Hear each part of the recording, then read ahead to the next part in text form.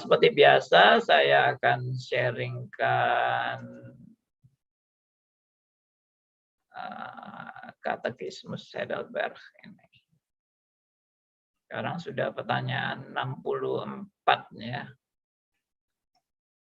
Kita dulu 63, minggu lalu sudah bahas 63, sekarang 64. Baik, pertanyaan 64, coba host bisa tolong bacakan, apakah hostnya standby ini? Bacakan pertanyaan 64. Pertanyaan 64. Akan tetapi, tidakkah ajaran ini menjadikan manusia tidak peduli dan fasik? Jawab, tidak, karena barang siapa yang telah menjadi anggota tubuh Kristus oleh iman yang sungguh-sungguh tidak dapat tidak menghasilkan buah berupa perbuatan baik yang timbul dari rasa syukur kepada Allah. Iya, terima kasih. Ya, ini menyambung pertanyaan yang minggu lalu ya. Adakah perbuatan baik kita itu, adakah perbuatan baik kita tidak menghasilkan upah atau ganjaran? Padahal Allah telah memberikan upah atau ganjaran baik dalam hidup sekarang ini maupun dalam hidup yang akan datang. Ganjaran itu terjadi bukan berdasarkan amal ya. Upah itu bukan terjadi berdasarkan amal, melainkan berdasarkan rahmat saja, anugerah saja. Jadi Tuhan memberi kita anugerah sehingga kita boleh dapat upah atau ganjaran. Itu bukan karena karya-karya kehebatan kita, tapi karena anugerah. Memang ini sepertinya Tuhan itu kok tidak menghargai ya kesungguhan kita untuk berkorban bagi Dia. Nah, itu ada nada-nada seperti itu ya. Oke ya, jadi memang gini masalahnya, kita seringkali itu sudah kebiasaan ya. Loh, aku sudah bekerja keras, upahku apa begitu. Aku ini sudah berkorban, apa penghargaan buat aku? Nah, itu kebiasaan kita seperti itu. Ya, kebiasaan ya budaya manusia itu ada reward.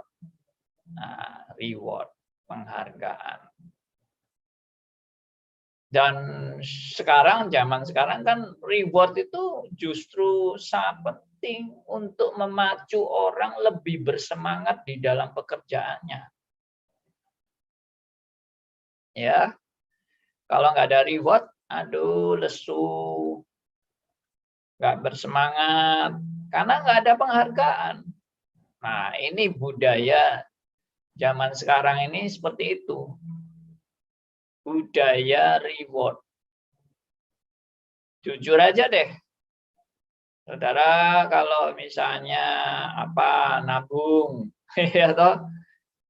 atau kartu kredit dan sebagainya, wah ada reward. Nanti beli sekian dapat cashback, semangat kan? Itu. Nah, sekarang ada ini ya? Apa itu namanya? Seperti Topet, seperti Shopee, seperti apa? Wah, semua itu sudah berlomba-lomba memberikan reward. Dan kita tertarik dengan reward-reward itu kan? Betul nggak? Ya betul lah.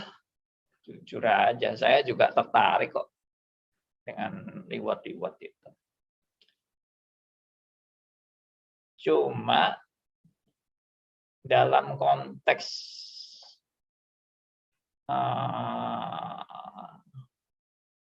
kualitas iman Kristen yang benar, ya.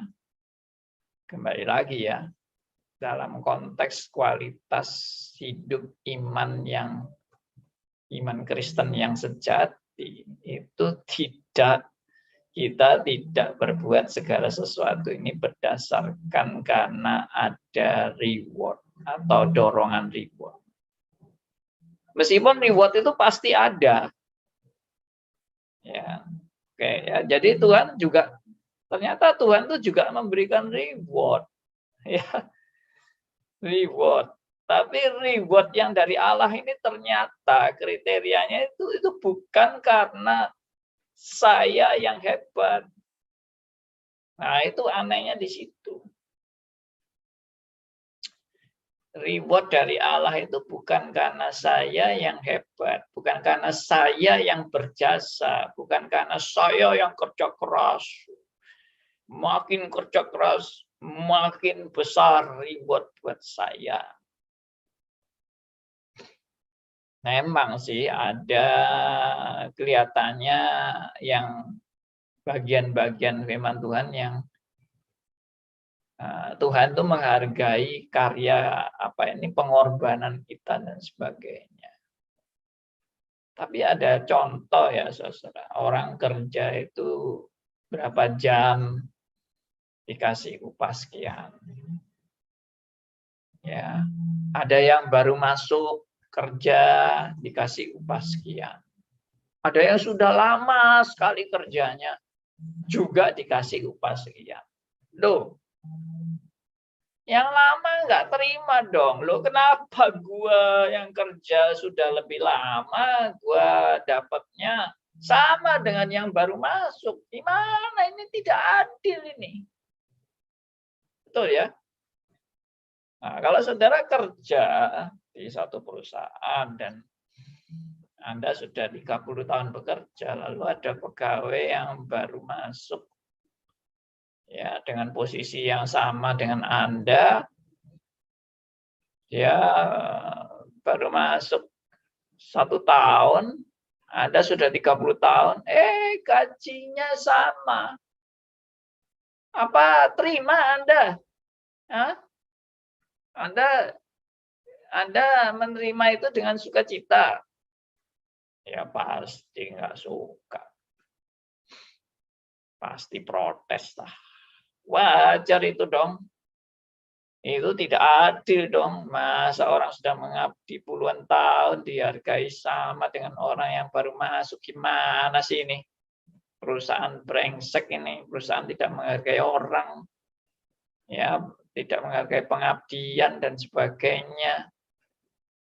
Iya, betul. Memang harusnya begitu sih.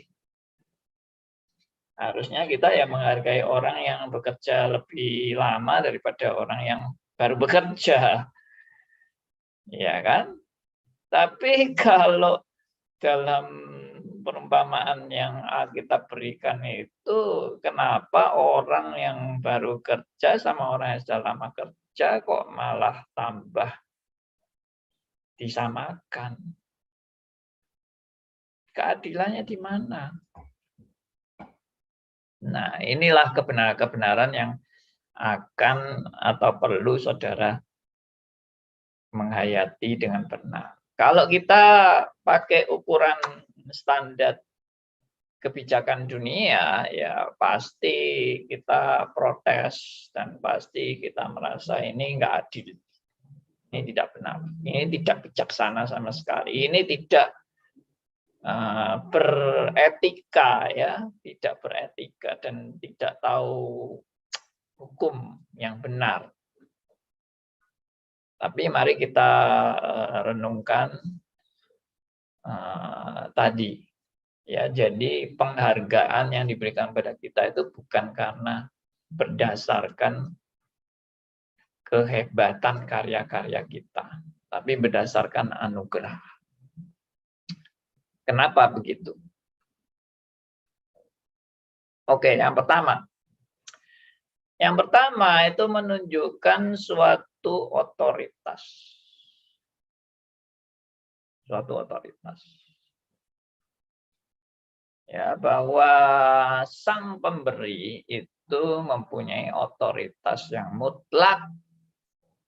Dan otoritas mutlak ini tidak diatur oleh bawahan. Kalau sekarang kan, wah, buruh bisa demo, menuntut kenaikan gaji. Ya, toh. Ya, perusahaan di demo. Wah, kalau enggak, mogok. Enggak mau kerja. Ya, biarin perusahaan hancur, bangkrut karena tidak menghargai pegawai-pegawainya. Nah, itu bisa dituntut. Akhirnya bosnya ya, berunding dan sebagainya. Akhirnya, oh ya oke lah, ada kenaikan, soal diperhitungkan begini, faktor keuntungan, faktor kesejahteraan dan sebagainya. Ya bolehlah naik, ya entah 5% dan sebagainya. Tapi apakah otoritas Allah ini bisa diganggu gugat dengan kita mogok kerja? Tuhan, aku nggak terima, penghargaanmu terlalu sedikit. Malah tambah dikasih yang nggak enak sama Tuhan. Gimana sih Tuhan ini? Aku sudah kerja keras, aku sudah mati-matian. Balasannya malah nggak tambah hidup tambah enak, hidup tambah menderita. Tuhan ini tahu diri apa enggak sih? Tahu menghargai orang apa enggak sih Tuhan ini? Tuhan itu ada apa enggak sih? Oh, sampai seperti itu.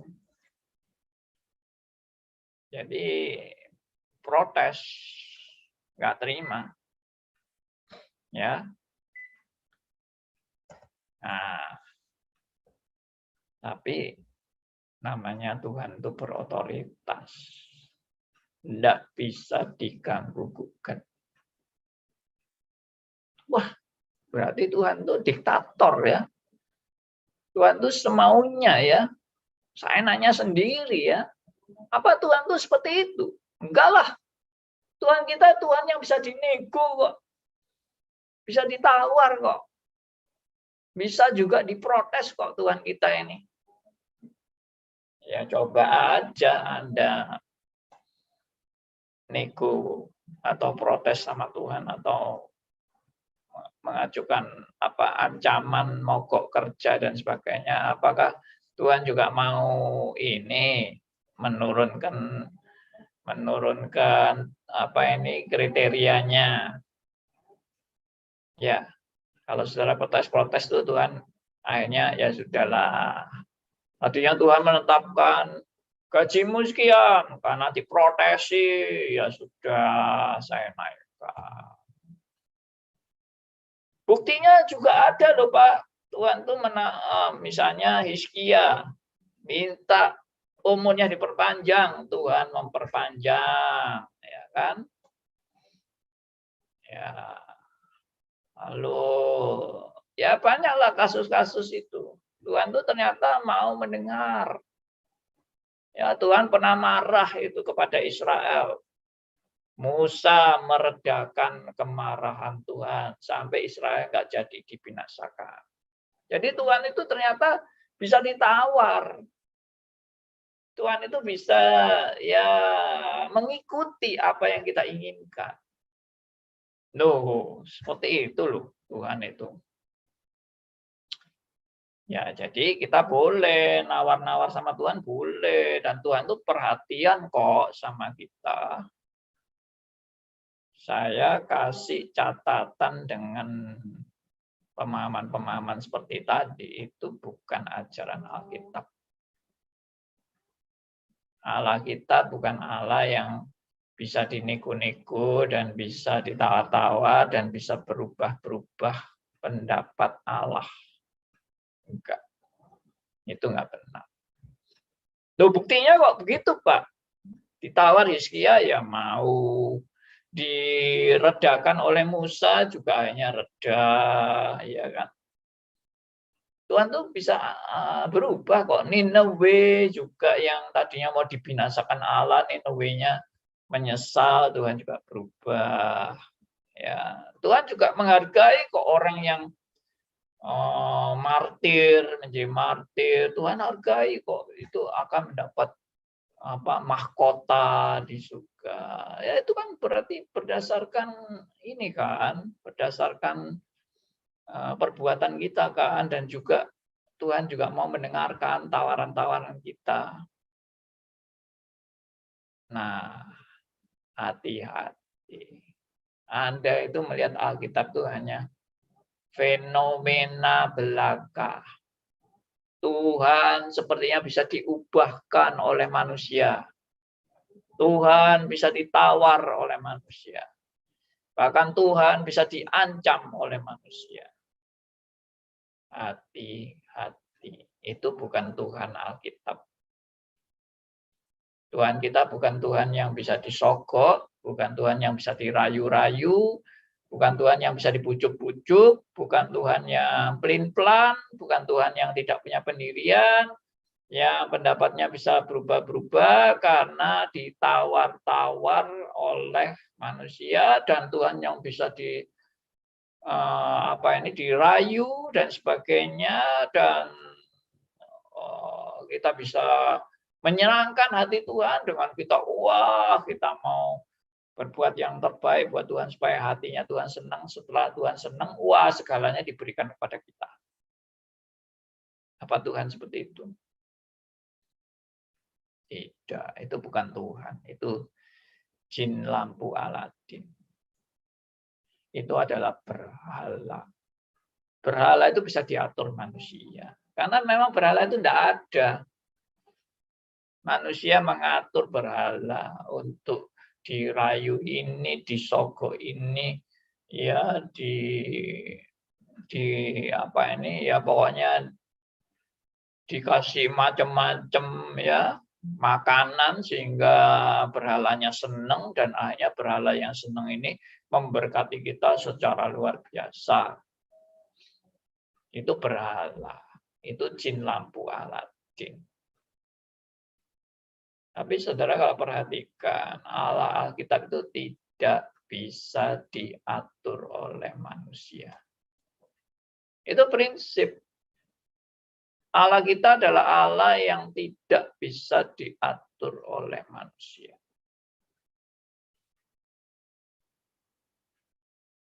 Kenapa? Ya karena Allah kita itu Allah yang berdaulat, Allah yang mutlak, sempurna, tidak terbatas, ya,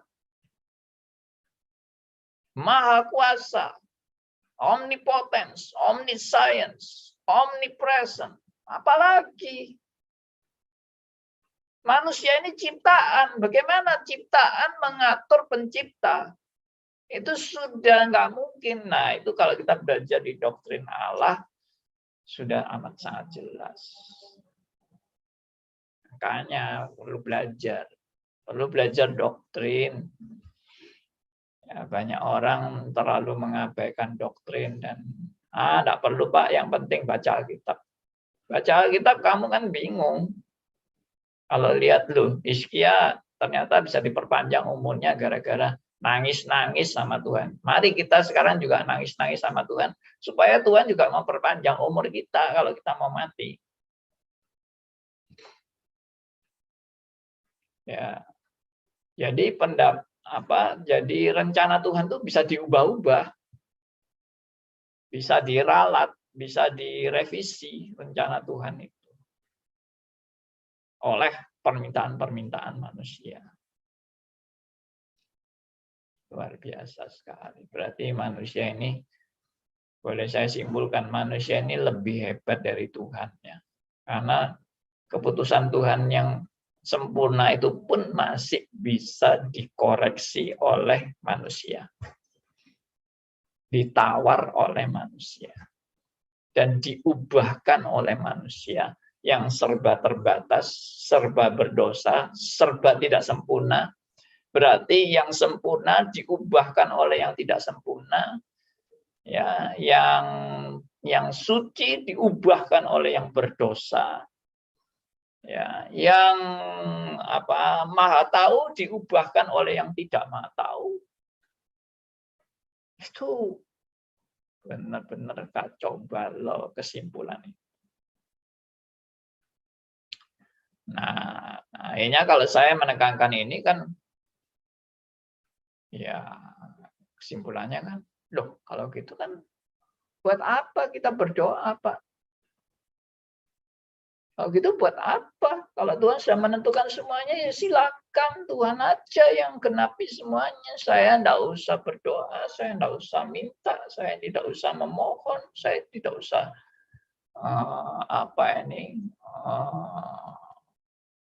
semacam keberatan dengan keputusan. Ya sudah, amin gitu aja. Tidak perlu berdoa panjang-panjang. Amin gitu aja. Tuhan mau apa? Amin. Amin, amin, amin, amin. Semua terserah Tuhan lah. Mau apa? Nah, itu juga nggak benar. Tidak benar. Nah, kita meskipun memaparkan kepada kita Allah kita adalah Allah yang tidak bisa diubah oleh manusia, tapi tidak berarti manusia tidak perlu berdoa. Ya buat apa Pak berdoa kalau Tuhan sudah tidak bisa dirubah lagi? Nah, itu sudah kacau teologianya. Buat apa berdoa kalau Tuhan sudah tidak bisa diubahkan lagi? Berarti ambisi doamu itu memang ingin merubah Tuhan terus. Dan ambisi doa kita adalah Tuhan harus nuruti kita terus. Ya. Berarti konsep teologi kita itu yang jadi Tuhan itu siapa? Saya yang jadi Tuhan. Tuhan yang jadi jongosnya kita yang harus nurut kemauan kita. Itu teologi kacau, teologi amburadul, teologi sesat, teologi yang sangat bertentangan dengan Alkitab. Alkitab itu memperkenalkan kepada saudara saya. Allah kita Allah yang berdaulat. Allah kita Allah yang sempurna. Allah kita Allah yang maha kuasa, yang tidak dipengaruhi oleh kuasa manapun. Tidak bisa dikendalikan oleh kekuatan apapun, pengaruh apapun. Karena dia sempurna. Nah, buktinya kok ada.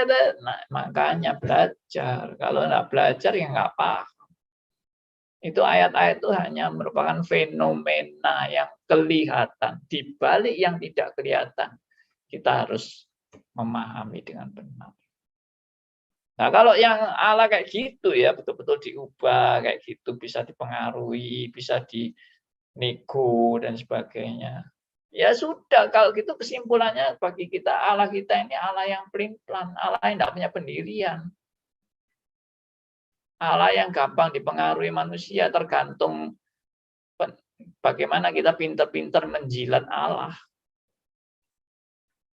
Makin kita jilat Allah, makin menuruti keinginan kita. Ya kalau manusia iya, manusia bisa dijilat-jilat. Dan banyak pemimpin yang sangat senang dijilat-jilat pantatnya untuk menuruti keinginan dari bawahan-bawahan dia. Oh, bawahannya kalau sudah menjilat-jilat pantat, waduh, enak banget itu dijilat pantatnya. Ya. Tapi itu banyak yang terjadi itu kalangan di dunia manusia kita ini. Tapi apakah Allah seperti itu? Bisa dijilat-jilat pantatnya dan mau menuruti segala keinginan kita dan gampang diubah-ubah tergantung pinternya kita merayu Allah. Nah, coba direnungkan baik-baik. Ya, jadi saya memang seringkali memberikan pelajaran-pelajaran seperti ini itu. Kita itu berpikir, kita itu merenungkan, kita itu mempelajari ulang, kita merefleksi diri, ya benar apa enggak ini. ya sikapku sama Tuhan ini sudah sesuai dengan Alkitab atau bahkan bertentangan dengan Alkitab. Nah, itu perlu direnungkan. Jangan anggap remeh. Ya, makanya ikut stris. Ini stris sudah buka semester ini. Ya, kali ini pelajaran dasar adalah doktrin Alkitab. Nah, kita dengan Alkitab aja nggak tahu sejarahnya. Bagaimana munculnya Alkitab. Jadi dengan dasar apa saya percaya Alkitab adalah firman Allah? Karena banyak orang juga yang meragukan Alkitab firman Allah. Dianggap Alkitab itu hanya apalah karangan manusia yang bisa bersalah. Alkitab itu. Alkitab itu bahkan mungkin dongeng-dongeng dari cerita-cerita bangsa kafir yang dimasukkan ke dalam Alkitab. Jadi Alkitab itu, siapa bilang Alkitab itu firman Allah? Itu hanya tulisan manusia biasa. Banyak salahnya. Banyak kekurangannya Alkitab itu. Nah, gimana kalau dapat serangan seperti itu? Bagaimana kita mempertahankan iman kita? Atau kita pakai teologi pokoknya. Pokoknya gua percaya, titik. Orang pokoknya itu ya, itu namanya kadrun. Itu namanya orang nggak bisa bernalar dengan sehat, lalu teologianya teologi pokoknya. Belajar bagaimana Alkitab itu bisa muncul, dan Alkitab itu kenapa kita bisa menerima Alkitab adalah firman Allah. Kenapa, dari dasar apa itu kok bisa firman Allah? Wong itu tulisan manusia kok jadi firman Allah. Nah, itu yang harus saya pelajari. Ya, jadi ini semester ini buka pendaftaran akan dimulai bulan Agustus yang akan datang. Barusan 2 hari yang lalu kita seminar sampai kemarin. Dan di seminar itu juga diajarkan bagaimana melihat PB dari perspektif PL. Seringkali yang muncul adalah PB dan PL itu dianggap berkontradiksi, saling bertentangan, saling bertolak belakang, PL dan PB itu. Nah, lalu kemarin dijelaskan bagaimana memandang PB dalam perspektif PL yang benar. Jadi bukan PL itu sudah ketinggalan, tidak usah digubris PL itu. Ya, PL itu sudah nggak laku. Sekarang yang laku itu PB. Oh, salah banget itu. Nggak benar. Nah, itu dari mana bisa tahunya? Ya, dari belajar dong. Nah, dari mana kita bisa tahu Allah itu tidak bisa dirubah? Ya dari belajar dong. Lalu apa gunanya berdoa? Ya perlu belajar. Makanya memahami arti doa yang benar itu ya perlu kita belajar. Ya, kembali lagi, orang Kristen itu siapa sih? Orang Kristen itu murid Kristus. Murid Kristus itu tugasnya apa? Belajar. Kita kan ikut kepada sang guru. Guru kita siapa? Kristus. Maka Anda sebagai murid, Anda perlu belajar. Kalau ada murid tidak mau belajar, ya namanya bukan murid. Atau murid bandel. Murid bolosan. Ya. Nah, makanya jadi orang Kristen sekali lagi tidak boleh berhenti belajar. Ajak teman-teman kita yang lain. Lalu kalau alasannya, males aku kalau suruh belajar-belajar gitu, aku lebih seneng dengar yang hiburan-hiburan gitu loh, yang menyenangkan. Kita tanya aja, kamu ini orang Kristen apa enggak? Iya, aku orang Kristen. Nah, kalau kamu ngaku orang Kristen, kamu itu sebetulnya statusmu adalah murid Kristus. Dan tugas seorang murid adalah belajar. Oh ya, aku mau belajar kepada Kristus, tapi tidak melalui stris apa, buat apa. Oh, tidak bisa. Karena apa? Karena Tuhan dari dulu sudah pakai orang-orang yang Tuhan perlengkapi untuk jadi saluran berkat. Kita mau belajar kepada Kristus karena kita nggak ketemu Kristus. Ya, yang kita temui sekarang adalah ya para hamba-hamba Tuhan yang dipakai Tuhan untuk menjadi saluran berkat bagi jemaat. Ya, Tuhan tuh memperlengkapi para hamba-hamba Tuhan ini. Gembala, pengajar, penginjil, Tuhan perlengkapi untuk memperlengkapi orang percaya. Di situ.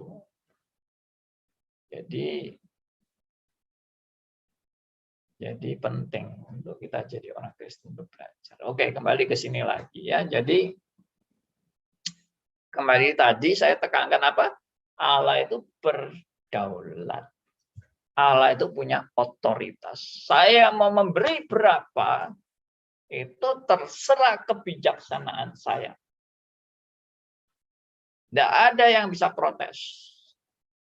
Loh Pak, saya kerjanya lebih lama Pak. Sudah. Keputusan Allah itu keputusan yang paling bijaksana. Ini jangan lalu ditiru oleh perusahaan-perusahaan ya. Mau memberi gaji pegawai, seenaknya sendiri perusahaan mau kasih berapa ini haknya perusahaan. Enggak, perusahaan juga punya kriteria.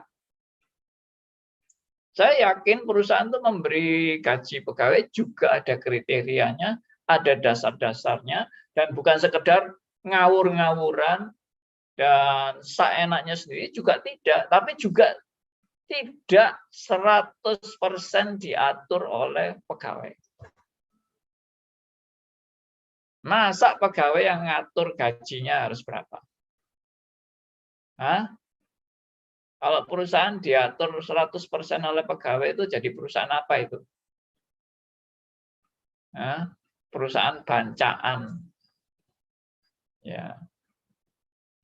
Akhirnya yang memiliki perusahaan siapa? Pegawai yang memiliki perusahaan, bukan bos.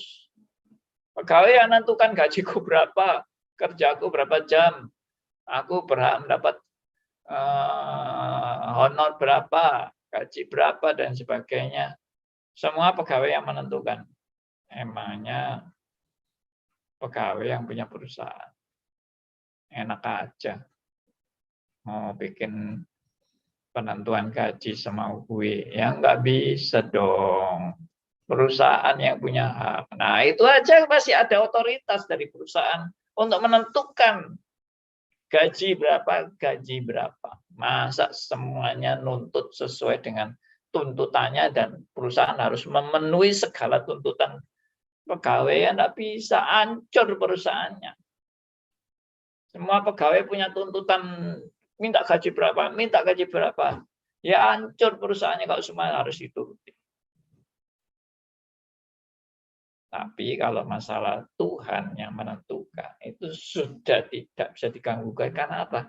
Tuhan itu pasti keputusannya yang paling sempurna, dan pertimbangannya juga paling sempurna, perfect, tidak ada kelemahan, tidak ada kekurangan, tidak ada kesalahan.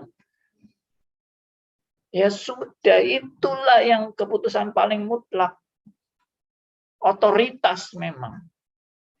Dan otoriter memang. Otoriter itu tapi kesannya jelek. Tapi memang yang punya otoritas paling mutlak hanya Allah. Yang tidak bisa diganggu-gugat. Hanya Allah yang paling bijaksana. Hanya Allah yang paling sempurna. Hanya Allah. Siapa yang bisa menggugat akan keputusan-keputusan Allah? Siapa? Kita ini cuma ciptaan. Kita ini cuma tanah liat. Dan Tuhan adalah penjunannya, pembentuknya. Masa tanah liat yang mau protes kepada pembentuknya? Kenapa kamu buat aku sedemikian? Sudah, kamu berada di tangan Allah. Itu pun sebenarnya sudah anugerah Tuhan yang luar biasa. Ya. Kamu menjadi tanah liat yang di tangan Allah, itu anugerah yang luar biasa. Bukan tanah liat yang dibuang, dicampakkan, tapi masih dibentuk. Itu sudah bersyukur, nggak usah macam-macam protes. Ya, nah, itu penekanan kepada Allah yang berdaulat, penuh, sempurna dalam keputusannya, dalam memberi reward. Ya. Memang ada orang yang membedakan upah itu, kalau anugerah itu memang berdasarkan betul-betul keputusan daripada Allah 100%. Tapi kalau upah itu tetap Tuhan itu memperhitungkan kerja keras kita. Tapi Alkitab itu kalau kita lihat lebih konsisten sih, Alkitab itu Allah itu tidak pernah memberikan upah itu berdasarkan seberapa hebat karya kita bagi Allah, maka seberapa besar itulah penghargaan yang bisa kita terima.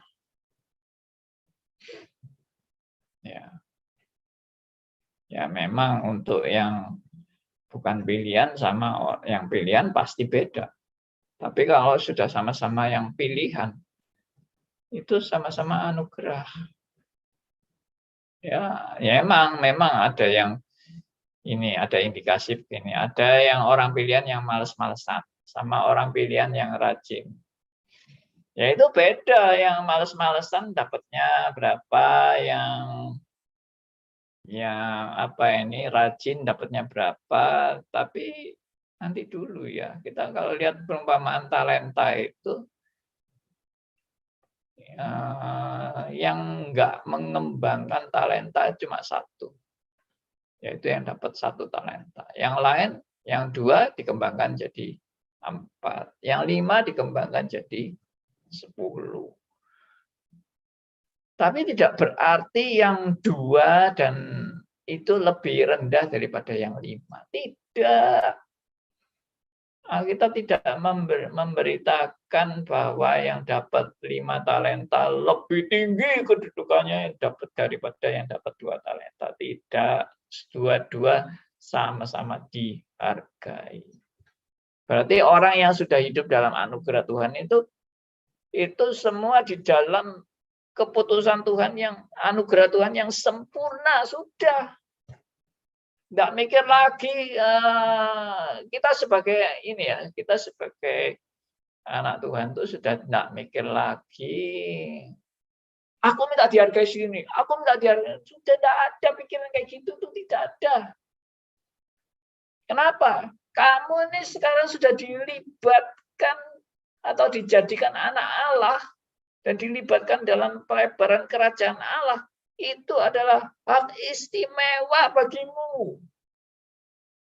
Kamu nggak mikirin lagi berapa penghargaan buat saya. Itu orang yang nggak mengerti anugerah.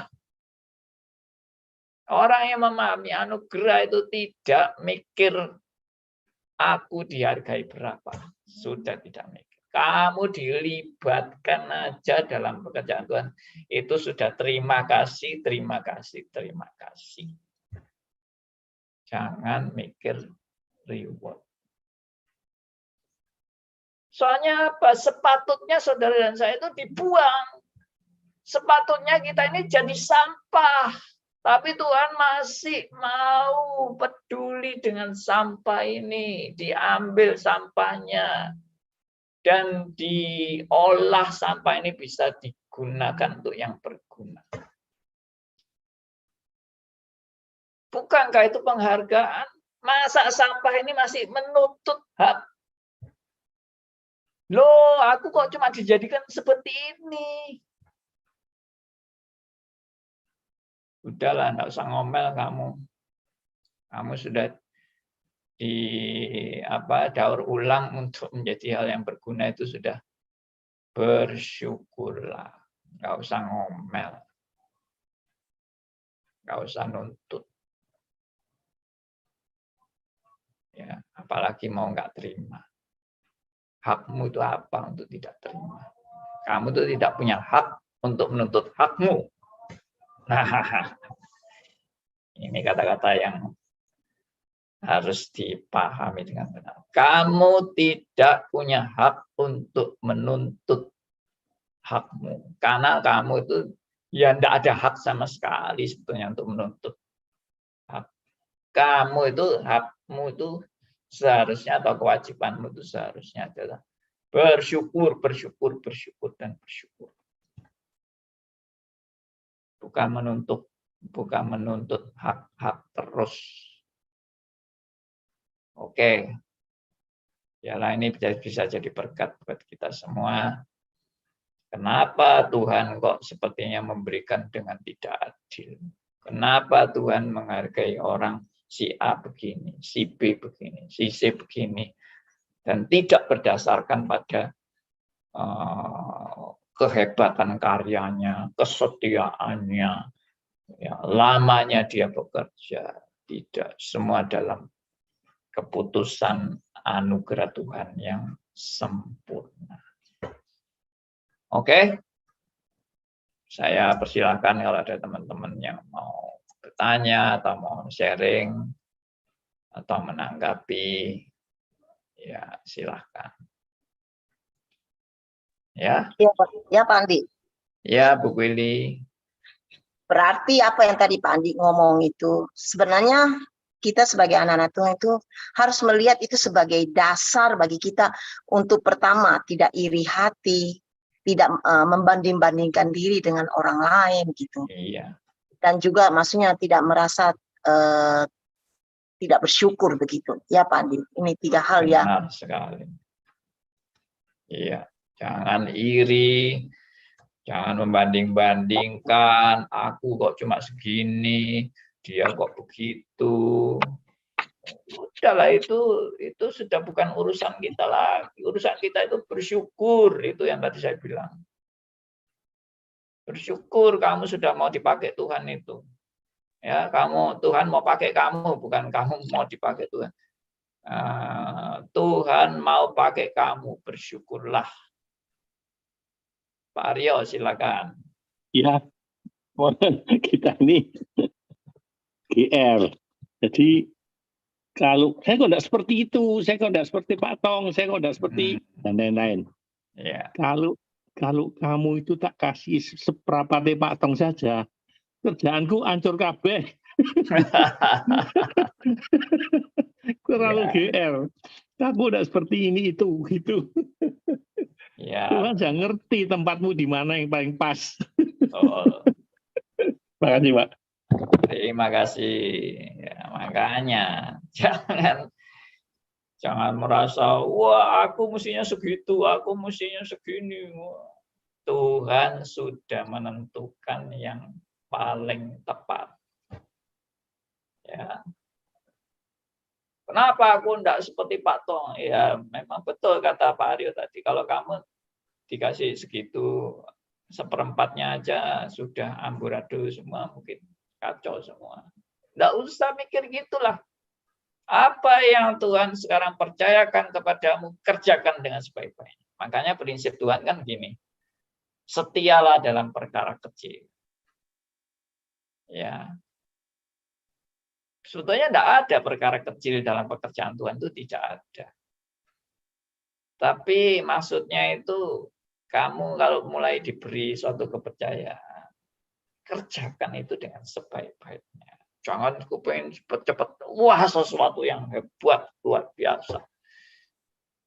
Dari mulai yang paling sederhana, kerjakan itu dengan sesetia-setianya. Ya, dengan tidak untuk mendapatkan pahala, tidak untuk mendapatkan penghargaan, dan juga tidak untuk kepingin menjadi lebih besar. Hati-hati ya ini, karena banyak orang yang mau setia dalam perkara-perkara kecil untuk dengan mengharapkan nanti aku jadi besar.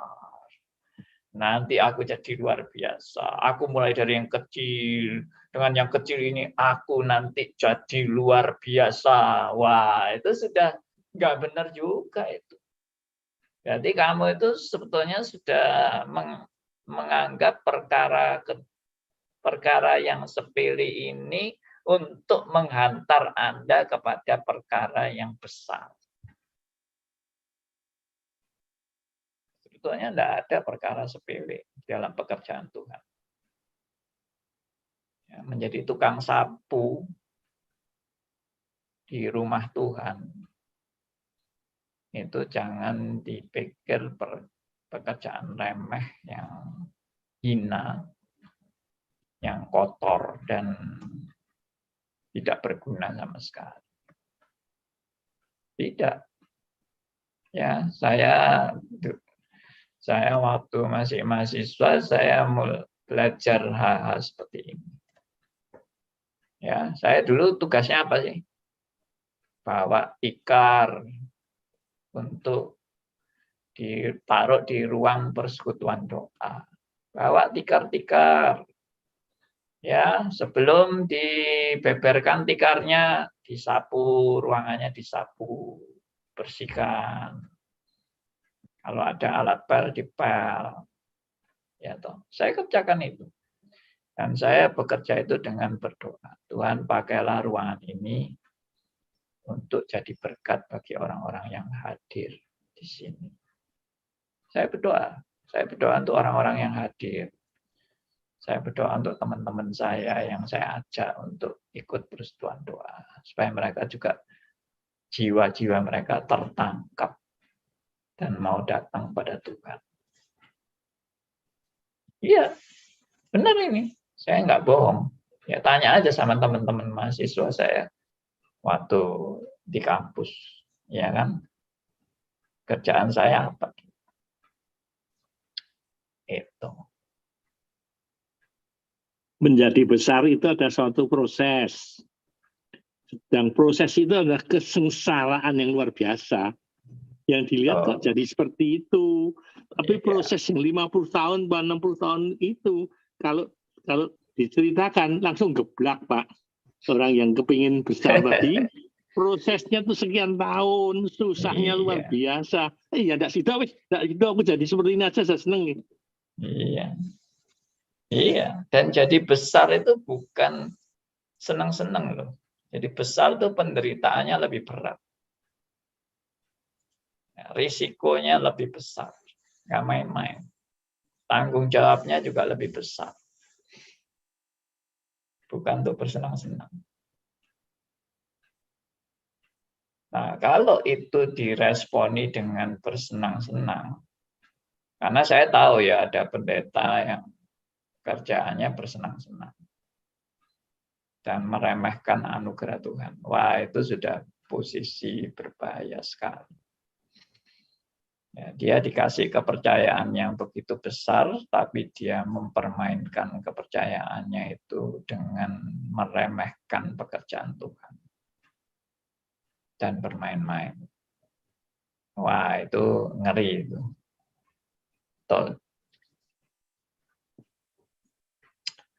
Oke, demikian teman-teman. Andi. Silakan Pak Sugianto. Pengajaran yang Bapak sampaikan pagi ini memang harus diteruskan kepada gereja-gereja untuk diteruskan kepada pengerja-pengerjanya. Karena rata-rata yang saya tahu itu gembala-gembala sidang kalau lagi kumpul dengan para aktivisnya bilang, saudara dalam pelayanan ini jangan mengharapkan apa-apa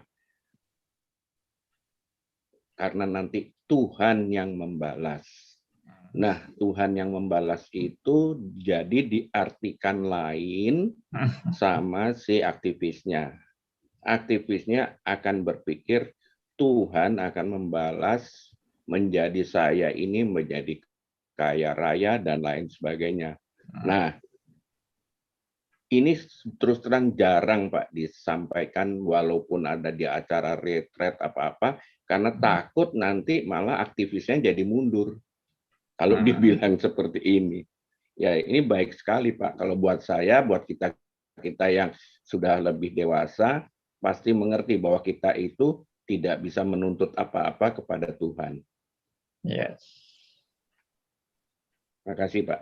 Baik, terima kasih Pak Sugianto. Mau tolong tanya Pak, proses menjadi pendeta dan proses menjadi romo berat mana Pak? Proses menjadinya loh Pak, baru menjadinya, sekolah lah. Sekolah. Ya penderitaan sebelum jadi romo itu loh. Sekolah ya. Kalau tuntutan sekolahnya, setahu saya itu sekitar 7 tahun sekolahnya menjadi romo itu, dan harus bisa menguasai kalau nggak salah 7 bahasa. Ya, menguasai 7 bahasa. Memang kalau secara akademik berat, tuntutan menjadi romo itu berat, tapi itu kalau itu baru akademiknya, tapi bukan tuntutan secara kualitas rohani. Saya kira itu sudah beda. Itu ukurannya ukuran Allah kalau itu. Iya. Ya. Yang secara badan, tuntutan jasmani dan sebagainya kan mereka lebih berat ya Pak ya. Iya, betul. Tidak boleh ini, tidak boleh itu, tidak boleh punya uang, tidak boleh beristri dan sebagainya. Menurut pendapat saya jauh yang proses tadi, yang saya katakan proses tadi, dari baru awal saja, baru untuk mencapai titel itu aja sudah diinteni bertahun-tahun, apa masih kuat? Oh masih kuat Pak. Berapa tahun lagi? Apakah masih kuat? Gitu. Merotol boleh loh, merotol boleh, enggak salah sama sekali merotol. Itu. Ya, jadi sampai dengan lupa ya wes. Jadi dari awal berangkatnya saja ini belum lagi sudah jadi romo ya. Itu sudah ketok moto jauh. Nah, sekarang dari 52 calon, 2 atau 1 atau 2 saja yang akhirnya berhasil menjadi romo. Romo itu saya tanyai. Yang merotol 50 itu buahnya luar biasa, menunjukkan bahwa itu berat sekali. Artinya kok merotolnya sebanyak itu. Tapi yang saya tanyakan, Lawang sudah tahu nih orang itu pasti merotol lah, pastilah. Kenapa sih diterima padahal biayanya total dipikul kabeh oleh gereja selama belasan tahun itu, biayanya A sampai Z total bayar gereja. Sudah tahu merotol, pasti merotol. Kemudian ini pasti merotol lah. Angka merotolnya besar sekali. Kenapa masih dilanjutkan terus? Kok tidak dari dulu aja dah? Tidak dicoret aja dah. Beliau berkata, siapakah ini manusia yang boleh menolak itikat untuk jadi hamba Tuhan? Siapa? Simpelnya menentukan, kamu boceh, out. Yang Tuhan atau yang berhak untuk menentukan dia merotol, nah gitu. Jadi biaya berapa? Nggak masalah, kita bayar semua. Nah wis, itu hal yang luar biasa. Setelah ada 2 dari romo, 50 jadi orang biasa, orang awam lagi. Terus dia bilang, loh jangan menghina ya, yang 50 orang protolan itu setelah masuk di masyarakat, mereka jadi pemimpin semua, jauh lebih hebat daripada pendeta atau jabatan di pemerintahan atau jabatan apa. Mereka jadi orang-orang yang beda yang di dalam karyanya, jadi pejabatkah, jadi pedagangkah, jadi pendeta juga, pernah jadi pendeta juga. Mereka itu juga tuh jadi pendeta ya bagus, dari pejabat ya beda, jadi orang dagang ya moralnya baik. Ya itu Pak, proses. Oke, baik. Sandi, seperti tadi Pak Sugianto bilang itu yang tentang itu. Banyak juga orang salah menyangka dengan ayat ini. Carilah kerajaan Allah dahulu, maka semuanya itu akan ditambahkan kepadamu. Jadi kiranya kalau cari kerajaan Allah, Tuhan akan tambahkan semua kekayaan, ke apa semuanya. Padahal waktu itu Pak Andi kan balas bahwa itu tentang misi kerajaan Allah yang dilibatkan kita. Tapi banyak orang berpikir begitu Pak, bahwa cari kerajaan Allah dulu itu berarti semuanya itu akan ditambahkan. Jadi semuanya itu berupa kenikmatan kah atau apa, saya juga nggak ngerti gitu. Karena saya juga pernah dulu berpikir demikian gitu. Jadi itu maksudnya saya tambahkan dengan Pak Sugianto punya gitu. Iya, good. Oke, terima kasih teman-teman. Saya akan tutup dengan kesimpulan ya, bahwa kita kalau bisa dilibatkan dalam pekerjaan Tuhan itu sebagai anugerah saja. Dan itu sudah suatu penghargaan. Dilibatkan dalam pekerjaan Tuhan saja itu sudah suatu penghargaan. Jangan menuntut yang masih ini, masih kurang ini, masih. Kita ini justru konsentrasinya seharusnya kita belajar bersyukur, dan bersyukur. Dan kewajiban kita adalah belajar memberi yang terbaik bagi pelebaran kerajaan Allah. Karena kita ini sampah-sampah yang seharusnya dibuang dan tidak berguna. Tapi Tuhan begitu mengasihi kita sehingga tidak mungkin hati kita itu biasa-biasa aja dan tidak peduli dengan pekerjaan Tuhan. Itu tidak mungkin. Kalau sampai hati kita itu biasa-biasa aja dan tidak peduli dengan pekerjaan Tuhan, berarti something error. Ya, pasti ada sesuatu yang nggak beres. Ya. Dan pembentukan yang daripada Tuhan itu tidak sama dengan pembentukan yang dari manusia. Pembentukan dari manusia bisa membuat memang menghasilkan manusia berkualitas tanda petik, moralnya, dedikasinya, pengorbanannya, etikanya dan sebagainya itu bisa berkualitas, disiplinnya apa segala macam itu bisa menghasilkan orang berkualitas secara disiplin manusiawi atau moral manusiawi. Tapi didikan daripada Tuhan itu adalah menghasilkan kualitas rohani yang tidak bisa dihasilkan oleh pendidikan manusia apapun itu. Ya, kalau tadi Pak Aryo melihat pendidikan dari seorang Romo, saya tidak meremehkan itu. Tapi juga ada pendidikan lain yang hebat juga yang harus kita hargai, yaitu pendidikan militer. Itu juga hebat, luar biasa itu pendidikan militer itu, menghasilkan prajurit-prajurit yang berdedikasi, mau berkorban, tidak memperhitungkan kepentingan diri dan sebagainya, keluarga ditinggalkan demi mengabdi kepada negara dan sebagainya. Nah, itu kualitas yang dihasilkan dalam pendidikan-pendidikan manusia ini. Tapi kualitas rohani tetap beda, ya. Itu sama sekali berbeda. Saya tidak katakan bahwa kualitas mental manusia itu enggak penting. Itu juga bagus sekali, tapi kualitas rohani itu amat sangat berbeda. Karena apa? Karena itu menyangkut nilai-nilai kerajaan surga. Ya, nilai-nilai rohani yang tidak mungkin manusia bisa mencapainya dengan usaha-usaha duniawi. Oke, demikian kiranya ini boleh mengingatkan kita semua dan memperbarui kita semua untuk kita terus maju dalam pekerjaan Tuhan di dalam anugerah Tuhan. Ya, mari kita berdoa. Ya, saya minta untuk Bu Nita deh ya, pimpin doa buat kita semua. Baik Pak, mari Bapak Ibu kita satu dalam doa. Tuhan Allah Bapa kami, yang kami sapa di dalam nama Tuhan kami Yesus Kristus.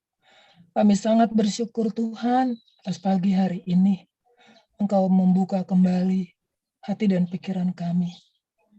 Siapalah kami Bapa yang patut binasa. Tapi Engkau telah menebus kami dengan darah-Mu yang sangat mahal. Terima kasih Tuhan kalau pelajaran hari ini menyadarkan kami bahwa kami melakukan sesuatu baik itu besar ataupun kecil, itu hanya untuk memuliakan Tuhan. Ya. Dan kami percaya apapun yang kami lakukan Tuhan, Roh Kudus-Mu terus-menerus membimbing, menuntun kami, Ya. agar kami tidak salah langkah, agar kami tetap di jalan-Mu yang benar. Dan terus-menerus kami mau belajar setiap waktu kepada guru kami yang agung, yaitu Tuhan Yesus. Ya. Supaya kami dimampukan melakukan semuanya untuk kemuliaan Tuhan. Terima kasih Bapak. Terima kasih untuk Pak Andi yang sudah berlelah-lelah memberikan firman-Mu kepada kami. Dan biarlah Engkau juga berkati setiap pelayanannya, dimanapun beliau berada. Terima kasih Tuhan untuk semuanya, dan kami serahkan sisa hari ini ke dalam tangan-Mu, dalam karya dan kerja kami sepanjang hari ini. Terpujilah Engkau Tuhan, hanya di dalam nama Tuhan kami Yesus Kristus, Tuhan dan Juru Selamat kami yang hidup, kami berdoa. Amin. Amin.